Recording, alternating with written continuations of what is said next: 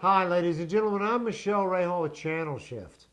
All the rage in the stories coming from the racing media is about team orders or throwing races to help teammates. I got a news flash for you. It's been happening since the first car was ever raced against another. Lately, it's been all about Formula One and Renault, as well as John Force being accused of throwing a race for his teammate Robert Hight. But the mainstream racing media seems to want to keep NASCAR out of the fray. If you think allowing a teammate to lead to get 5 points is where it stops, you are over-medicated. The idea that one of the NASCAR drivers wouldn't get in the way of an opponent or even mysteriously slow down with unexplained problems to get their owner's other cars into the Sprint Cup chase is absurd. If you put enough zeros behind a check, you can bet a lot of people will do a lot of things. We've all got to wake up to the fact that huge amounts of money are at stake for the manufacturers and the sponsors. Let's take a look at Renault and Flavio Briatore, who's been accused of telling Nelson Piquet Jr. to intentionally crash his Formula One car at just the right moment in Singapore last year so Fernando could win.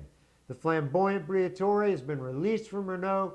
Renault is being dragged in front of the FIA court, and Briatore says he won't defend the accusation. Bottom line, Renault will probably be thrown out of Formula One, and Briatore will ride off ciao into the sunset. Briatore is Formula One's answer to Hannibal Lecter. He's a genius and a madman. Part 2.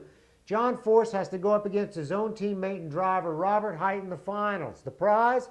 If Hight wins, he gets to NHRA's version of the chase. Well, what happened? Grandma could have put down a better run than Force. Hight wins and secures a spot. Then when confronted, Force says he raced clean, but he has 4 cars in the playoff and he owes it to his sponsors. Not very apologetic or believable. It sounded more like a Hugo Chavez speech. Hey, he threw the race. That brings us to NASCAR. In my opinion, if one teammate who isn't in the chase can help another teammate who is in the chase, he will, and in very creative ways.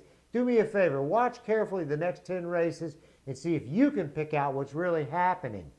In the words of George Carlin, if you can't beat them, arrange to have them beaten. As always, if you love it or hate it, agree or don't agree, you can email me at mrahal@channelshift.com. Trust me, I'll respond. For Channel Shift, I'm Michele Rahal. Thanks for watching.